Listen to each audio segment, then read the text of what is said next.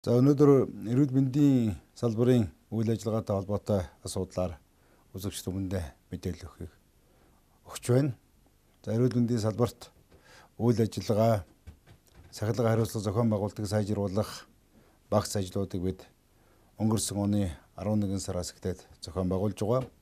Эрүүл мэндийн спортын сайдын үүрэг гүйцэтгэгч Монгол Улсын шатар сайдын 449 дот тушаал гарч эрүүл мэндийн салбарт цахилга хариуцлага зохион байгуулалтыг сайжруулах, эмнэлгийн ажилтны харилцаа, соёл, үйлчлүүлэгчтэйгээ зөв боловсон харьцах асуудлаар томоохон тушаал гарсан. Манай өнөөгийн төрийн тогтолцоон дээр цахилга хариуцлага зохион байгуулалтын асуудал бол нэлээд доголдож төрийн салбаруудад шүүмжлэгддэг.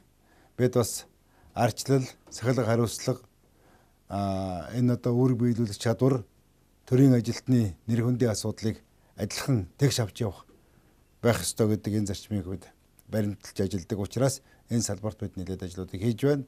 Хамгийн гол нь бид тушаалынхаа хэрэгжилт биелэлтийг нь эргэн хянаж, дүгнэж энэ тухайн асуудлаа дотоод мэдээлэлээр эрүүл мэндийн салбарынхандаа өгч байна. За мөн нээлттэй байдлаар олон нийтэд хүргэж байгаа. За өнгөрсөн хугацаанд бол эрүүл мэндийн салбарт өвлийн улирал, заврын улирал шилжих энэ цаг үеэр бол ханиад томуу нэлээд дэлгэрлээ. За ханиад томуу дэлгэрхтээ зэрэгцээд бас Улаанборхон өвчин, Улаанууд өвчин ихээхэн газар авсан. Гэхдээ энэ өвчний гаралт бол өнгөрсөн оныхтой харьцуулах юм бол өвчний өсөлт графикаар бол харьцангуй доогуур байгаа ч гэсэн өвчлөлийн шинж чанартай холбоотой хүндрэлүүд бол нэлээд гарч энийг дасан зогсоох шийдвэртэй арга хэмжээнүүдийг эрүүл мэндийн спортын яам шатараалан авсан. Энэ чиглэлээр эмнэлгийн эмч мэрэгжилтэн зөвлөх байгуудыг байгуулж халдвартай эмнэлэг болон бус эмнэлгүүдийг энэ үйл ажиллагаанд зохицуулсан ийм ажлуудыг бид зохион байгууллаа. Монгол Улсын засгийн газрын хуралдаанд энэ вакцин түнчлэн шаардлагатай урьдчилан сэргийлэх шаардлагатай эмчилгээ тарилга хийх хэрэгслүүдийн асуудлыг шийдэж тэрбум орчим төгрөгийн шийдвэрүүдийг бид гаргаж байгаа. За Улаанборхон өвчин, Улаанууд өвчний тархалт бол Оросын холбооны улс хятад ер нь бол олон улсын хэмжээнд энэ он гарцаар нэлээд өндөр тархалттай. За энэ бол бас Монголыг хамарсан.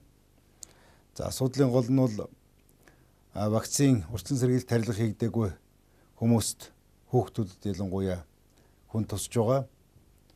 За энэ томуу төстэй өвчнүүдтэй хавсарч ирж байгаагаас ялангуяа эцэг их өвчнийг хэд хөндрүүлж ирж байгаагаас зарим нэгэн хүндрэлүүд гарсан, хүүхдийн амнаас алдсан ийм тохиолдлууд гарсан. Тэгээ энэ тохиолдлуудыг бид эмнэлгийн ажилтны цахилга хариуцлагатай холбоотой байна уу гэдэгт дүгнэлт хийж байгаа. Тэгэхээр энэ асуудал дээр бол бид ямар нэгэн тийм хүндрэлтэй юм уу эмнэлгийн ажлын буруутай үйл ажиллагаа бол гараагүй.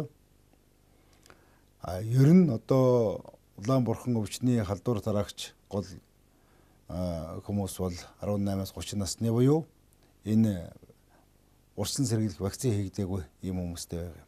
Тэгэхээр өнөөдөр энэ тэрбум орчим төгрөгийн вакцин энэ эмнэлгийн эм хэрэгслийг бол шууд тэр хүмүүсийг вакцинжуулах үйл ажиллагаанд чиглүүлнэ. За энэ бол нэлээд хүндрэлтэй ажил. Яагаад гэвэл энэ бол оюутан сурагчид, цэргийн албаа агчид, түнчлэн ажилгүй хүмүүс гэх мэтлэнгээр бас эд насны залуучууд байдаг. Тэр болгон эмнэлгийн үйлчилгээ, урьдчилан сэргийлэх үзлэгт хамрагддаггүй. За энэ асуудал дээр бид батлан хамгаалах яам, боловсролын яам, бус байгууллагуудтай хамтран энэ хүмүүсийг вакцинжуулах арга хэмжээг зохион байгуулахаар зохион байгуулалтын ажлуудыг хийж эхлэдэг байгаамаа. Ер нь бол Улаанборхон өвчин, Улаанууд өвчний өсөлт түүний дахин тархах энэ үйл ажиллагаа бол хумигдж байгаа. Бид зохих шаардлагатай бүхэл арга хэмжээнүүдийг авч эм тариа холбогдох материалаар бол эмнэлгийн байгууллагуудаа бүрэн хангаж ажиллаж байна.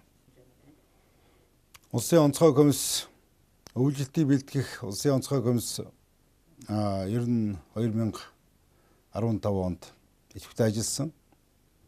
Энэ 15-аас 16 оны өвлжилт өвлийн бэлтгэлийг хангах асуудлаар бид харьцангуй шинэ менежмент нэвтрүүлсэн.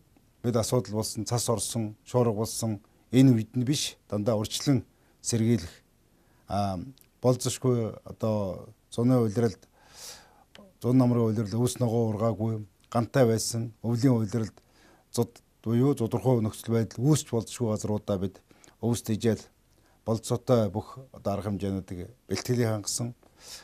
За эхний цас оролт, дараагийн цас оролтоор бид 330 сумандаа улсын онцгой комисс, эрүүл мэндийн яам, бус толбогдох байгуу, хүнсүүд аж ахуйн яамнуудыг оролцуулсан комиссийг явуулж 330 сумандаа бол дүгнэлт, дүн шинжилгээ хийснээр бид өвлжилт хүндэрч болзошгүй цасууд ийм байдлыг хүндэрч байгаа сумдад яаралтай арга хэмжээнүүдийг шуурхаа авсан.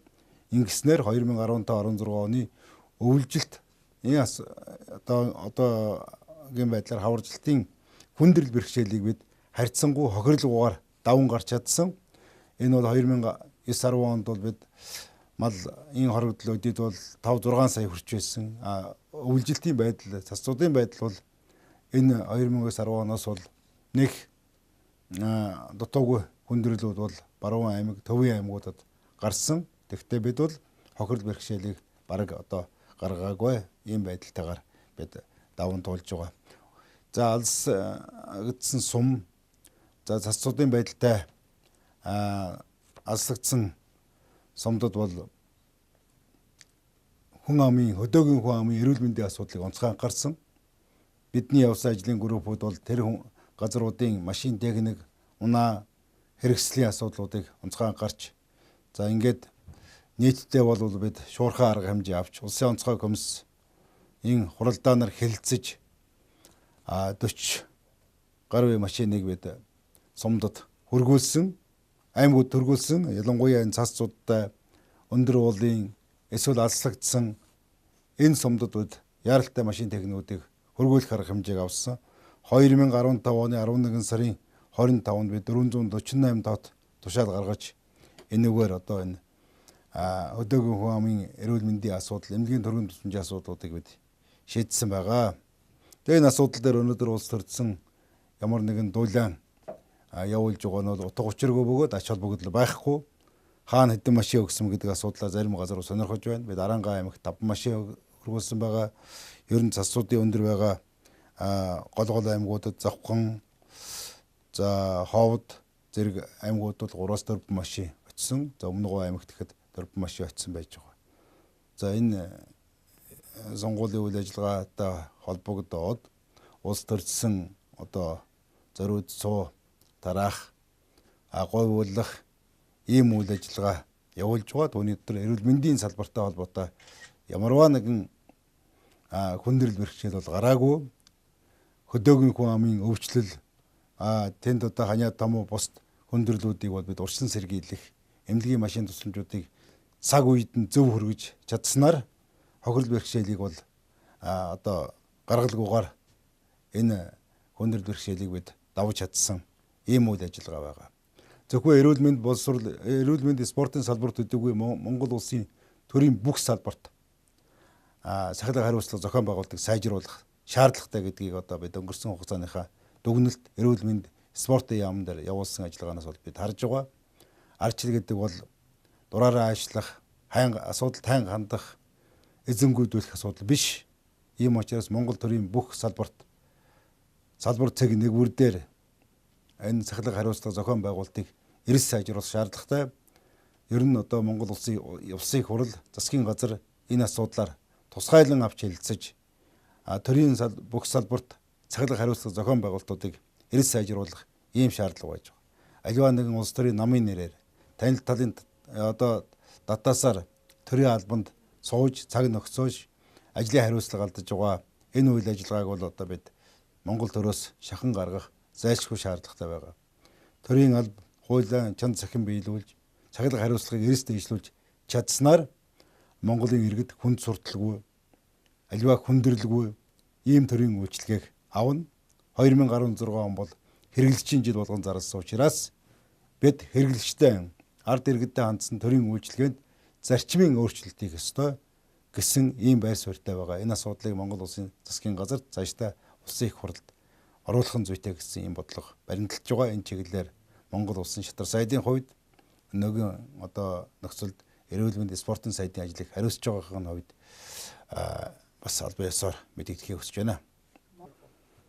Монгол улс Риогийн 2016 Олимпиад эрчимтэй бэлтгэж байна.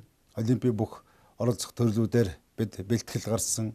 Энэ Олимпийн эрх авах үйл ажиллагаа үргэлжилж байна. Өнөөдөр 30 орчим эрхийг бид авч байгаа. Түүхийн эрхүүд бол Казахстаны тэмцээн болон Монгол улсад 2016 оны 4 сарын 22-наас 24-нд болох Жүдэд түүхийн олон улсын тэмцээнээс манай бүх жинд тамирчид маань шалгаран оролцох ийм болцоотой энэ тэмцээнээ бид эх орондоо зохион байгуулж байгаа. Энэ бэлтгэл ажлыг бас явуулж байгаа. Энэ үйл ажиллагаанд бол нэлээд хариуцлагатай бэлтгэж байгаагаар бид чөлөөт бүх ялангуяа чөлөөт бүхийн эрхлээчүүдийн жингээс медаль олон жил аваагүй. Энэ дутагдaltaа бас дүгнэлт хийж бид бэлтгэлийг хангах чиглэлээр эрчимтэй ажиллаж байна.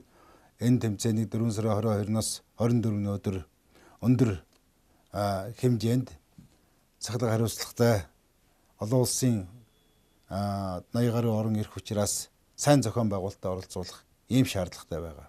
Ер нь манай спортын салбар, эрүүл мэндийн салбарт улс төр нөлөөлж ямар нэгэн байдлаар хагарал зөрчлүүд бий болж улс төрийн нам эвслүүд энд хөндлөнгөөс оролцож хоорондын маргаан зөрчлүүд гаргах ийм юмнууд ажиглагдж байна л да. Жишээлбэл Азийн өсвөрийн шатрын аваргын тэмцээн зохион байгуулах, Монгол улсын эрүүл мэндийн спортын сайдын тушаалыг хэрэгжүүлэхгүй юу зөрчиж дор зоргоороо авирилж байгаа. Аливаа төрийн байгууллагын үйл ажиллагааг хувийн сонгуул бэлтгэх юм уу, улс төрийн үйл ажиллагаа болгох, эсвэл тэр төсвийн мөнгөн дээр нь хувийн ач сонирхолтой оролцох ийм хандлагууд ажиглагдж байгаад бид шүүмжлэлтэй хандж байгаа. Энэ чиглэлд өнөөдөр бас Монгол улсын аюултай тэмцэх газар цагдаагийн байгууллагууд хяналтаа тавьж ажиллах ёстой байлээ. Аливаа нэгэн тийм улс төржсөн ганц нэгэн асуудлаар биш, өргөн хүрээнд үйл ажиллагаа явуулах ийм шаардлага байгаа гэдгийг бас хуульчны хувьд би бас онцлон тэмдэглэхийг хүсэж байна. Тэгэхээр Монгол улсын шатар сайдын урилгаар Беларусь улсын засгийн газрын орлогч дарга Семешко тэргүүтээ томоохон төлөөлөгчд ирж Монгол улсад эдийн засгийн хамтын ажиллагаа хөгжлийн асуудлаар өргөн хэмжээний гэрээ хэлцээрүүд хийсэн. За энэ бол барилга хот байгуулалт, хүнс хөдөө аж ахуй, эрүүл мэнд, цаашдаа спортын салбар, төмөр замын салбар, бусад аж үйлдвэрийн салбаруудыг өргөн хамарсан. Ер нь хуучин Оросын холбооны зөв толгойн бүрэлдэхүүн байсан улс орнуудаас өндөр хөгжилтэй байгаа. Эдийн засгийн бүх салбарт амжилт гаргаж байгаа. Дотоодынхаа хэрэгцээг өөрийнхөө хүчин чадлаар бүрэн хангаж байгаа улс бол Казахстан болон Беларусь байгаа. Тэгээ Беларусь улс бол Монголтой улам жил харьцаагаа сэргээх, хөдөө аж ахуй, энэ уул уурхайн салбарт Беларусь тариа хураадаг Нева компани энэ бүхнийгээ нийлүүлэх сонирхолтой. Түүнчлэн хүнс хөдөө аж ахуйн салбарт хамтран ажиллах сонирхолтой.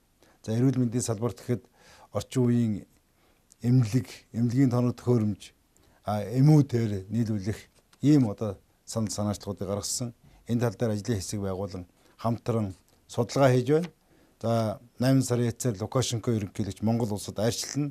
Тэгэхээр энэ гэрээнүүд гарын үсэг зурж хамтын ажиллагаа бол өргөн хүрээнд ажиллахаар ингэж байгаа. Беларусь улсын хувьд бол их тогтвортой эдийн засгийн бүх салбарууд нь үр дүнтэй ажиллаж байгаа. Хэдийгээр өөрийн байгалийн баялаг, уул уурхайн баялаг байхгүй ч гэлээ гэсэн эдийн засгийн өсөлт нь бол өндөр хэмжээнд орж байгаа. Зөвхөн бидний танилцуулснаар Украин улстай 2002 онд 200 сая долларын хөрөнгө эргэлттэй, худалдааны эргэлттэй байсан бол 7.8 миллиард долларын хэмжээнд хүртэл ингэж өргөжж байх жишээтэй. Тийм учраас Монгол Беларусь улсын хамтын ажиллагаа харилцсан эдийн засгийн хөрөнгө оруулалт их ийм болцоо нөхцлүүд их сайжирч байгаа. Манай махыг боловсруулж, Оросын холбооны улс хятадын зах зээл дээр гаргах сүүн бүтээгдэхүүнийг боловсруулж, зах зээл дээр нийлүүлэх, Улаанбаатар хотын хажууд жишг аж ахуй нэгж байгуулж энэ одоо Беларусь Монголын харилцааны найрамдлын одоо бэлэг тэмдэг болох ийм аж ахуй нэгж байгуулж Улаанбаатар хотыг шанартай экологийн цэвэр бүтээгдэхүүнээр хангах тухай асуудлууд гэдэг ингээд өргөн хүрээний асуудлуудыг хөндөж бид ярилцаж эхний шийдвэрүүдээ гаргаад байна.